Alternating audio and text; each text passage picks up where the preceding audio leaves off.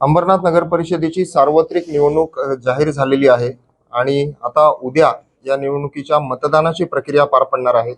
प्रभाग क्रमांक 17 मध्ये 17 अ मधून सौ कल्पना अशोक गुंजाळ आणि प्रभाग 17 ब मधून मी निनाद नारायण करमरकर आम्ही दोघे निवडणुकीच्या रिंगणात आहोत। सोबतच आपल्या थेट नगराध्यक्ष पदाच्या उमेदवार सौ मनीषा अरविंद वाळेकर या देखील थेट नगराध्यक्ष पदासाठी निवडणूक लढवत आहेत। प्रभाग क्रमांक 17 मध्ये आतापर्यंत विकास कशा पद्धतीने शिवसेनेच्या माध्यमातून करण्यात आला, कोणकोणती कामं करण्यात आली आणि भविष्यात कोणतं विजन घेऊन आम्ही लोकांसमोर जाणार आहोत याची माहिती आम्ही गेल्या प्रचाराच्या कालावधीमध्ये खरं तर लोकांपर्यंत पोहोचवली। 17 तारखेला नामनिर्देशन पत्र भरण्याची तारीख होती आणि त्यानंतर 2 तारखेला निवडणूक प्रक्रिया होणार होती मतदानाची।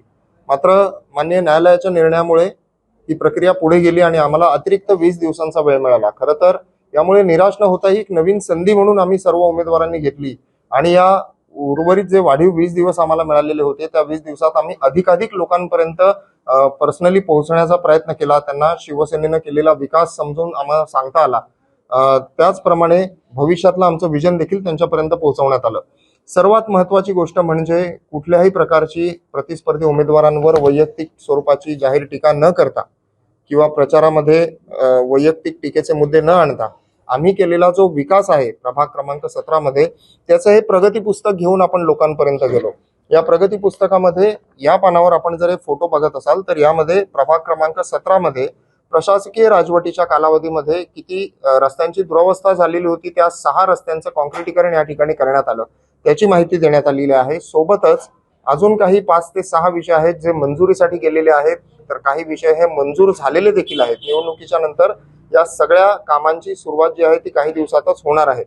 या बाजूला जर आपण पाहिलं तर या पानावरती विजन देण्यात आलेलं आहे की प्रभाग क्रमांक 17 मध्ये निवडून आल्यानंतर आमचं काय विजन आहे आणि या प्रगती पुस्तकाच्या शेवटच्या पानावर शिवसेनेनं अंबरनाथ मध्ये राबवलेला जो विकासाचा अंबरनाथ पॅटर्न आहे त्याची माहिती देण्यात आलेली आहे। प्राचीन शिवमंदिर परिसराचा कॉरिडॉरच्या धर्तीवर विकास असेल, धर्मवीर आनंद दिघे नाट्यगृह, पंडित जवाहरलाल नेहरू उद्यानाचा पुनर्विकास, अंबरनाथ नगरपालिकेची प्रशासकीय इमारत, यूपीएससी एमपीसी भवन, शूटिंग रेंज, शिवप्रेरणा हे 1 लाख पुस्तकांचं ग्रंथालय, अंबरनाथ नगर परिषदेची अभ्यासिका, लोकनगरी बायपास रोड, अग्निशमन केंद्र, सॅटिस प्रकल्प हे फक्त प्रातिनिधिक स्वरूपात इथे दिले। ते जर सांगायला सगळी कामं बसलो शिवसेनेची तर रात्र देखील पुरणार नाही, दिवस पुरणार नाही।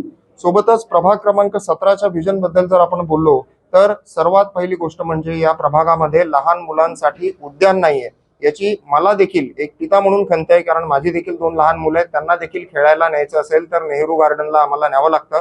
त्यामुळे सन्माननीय खासदार डॉक्टर श्रीकांतजी शिंदे साहेबांच्या माध्यमातून निवडून आल्यानंतर सुरुवातीलाच जे पहिलं काम आम्ही करू ते असं असेल की आम्ही प्रभागामध्ये एखादं सुसज्ज उद्यान उभारण्यासाठी पाठपुरावा करू आणि मला निश्चितपणे विश्वास आहे की खासदार डॉक्टर श्रीकांत शिंदे साहेब हे नक्कीच आपल्या परिसरात एक नवीन उद्यान जे आहे ते आपल्याला मंजूर करून आणतील, त्यासाठी निधी आपल्याला देतील। त्याचप्रमाणे 80% रस्ते हे सध्या सिमेंट कॉन्क्रीटचे या परिसरातले झालेलेच आहेत। गेल्या 5 वर्षात ते शिवसेनेनेच ते रस्ते केलेले आहेत। अजून जे 20% उरलेले रस्ते आहेत जसे मी आधी म्हणालो की त्यांची मंजुरी आली किंवा मंजुरीला गेले ते सुद्धा रस्ते आपण करणार आहोत। महिलांची सुरक्षितता देखील महत्वाची आहे, त्यासाठी चौकात आपण शिवसेनेकडून सीसीटीव्ही बसवणार आहोत, चौकांचं सुशोभीकरण करणार आहोत। युवा शक्ती ही या प्रभागामध्ये फार मोठ्या प्रमाणात आहे, त्यामुळे युवा शक्तीसाठी आपण सुसज्ज व्यायामशाळा उभारण्याचा आपला प्रस्ताव आहे, तो देखील आपण लोकांना सांगितलेला आहे। आर्ट गॅलरी, ज्येष्ठ नागरिक कट्टा, ओपन जिम, त्याचप्रमाणे महाजन गल्ली, माऊली गल्ली, क्रांती गल्ली आणि तुळजाभवानी मंदिर परिसरात आपण जर गेलो तर तिथली अवस्था आता फारशी चांगली नाहीये। एखाद्या पाहुण्याला घरी आणायचं म्हटलं तरी ड्रेनेज किंवा गटार अस्वच्छ असतं, त्याचप्रमाणे पायऱ्या फरशा आहेत त्या तुटलेल्या आहेत। त्यामुळे त्या संपूर्ण परिसरामध्ये गटार, पायवाटा तयार करणं, ड्रेनेज लाईनची दुरुस्ती करणं आणि आवश्यक त्या ठिकाणी पथदिवे बसवणं अशी कामं जी आहेत ती सुरुवातीच्या टप्प्यात हाती घेतली जाणार आहेत। प्रभागात प्रत्येक ठिकाणी मार्गदर्शक फलक, त्याचप्रमाणे प्रभागामध्ये आर्ट गॅलरी, चौकांचं सुशोभीकरण या माध्यमातून आपण अंबरनाथ मधला हा जो प्रभाग आहे त्याला अंबरनाथचा सर्वात सुंदर प्रभाग कसा तयार करता येईल, कसा बनवता येईल यासाठी प्रयत्न करत आहोत।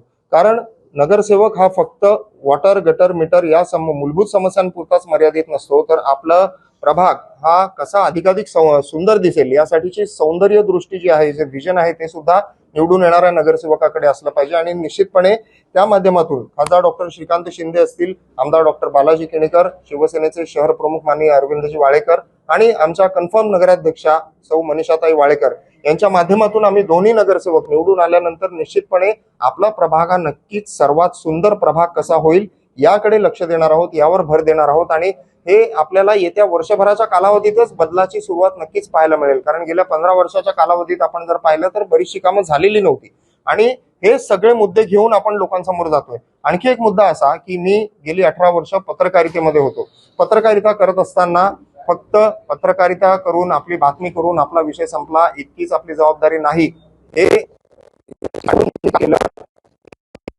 सोडवण्यासाठी प्रशासकीय पातळीवर त्याचा फॉलोअप घेणं आणि ते काम मार्गी कसं लागेल यासाठी प्रयत्न करणं, याच माध्यमातून ही सगळी जी प्रगती पुस्तकातली कामं आहेत ती झालेली आहेत. आणि वयाचा सुद्धा आपण फॅक्टर पाहिला तर माझं वय हे अवघं 35 वर्ष आहे. त्यामुळे या प्रभागामध्ये युवा शक्ती ही शिवसेनेच्या मागे पूर्णपणे एकवटलेली आहे. दुसऱ्या उमेदवार जे आहेत कल्पनाताई गुंजाळ, त्यांना देखील 10 वर्षांचा अनुभव आहे. त्यांचे पती श्री अशोक गुंजाळ साहेब हे देखील 5 वर्ष नगरसेवक होते. गुंजाळ मॅडम या देखील 5 वर्ष नगरसेविका होत्या. त्यामुळे याच प्रभागात काम करण्याचा त्यांचा अनुभव आहे. त्यामुळे निश्चितपणे अनुभव आणि युवा शक्ती याचा एक मिलाप या प्रभागामध्ये झालेला आहे आणि निश्चितपणे आपण या सगळ्यांना पुढे घेऊन जाऊयात आणि भविष्यात आपला प्रभाग हा सर्वात सुंदर प्रभाग होईल याची मी आपल्याला ग्वाही देतो.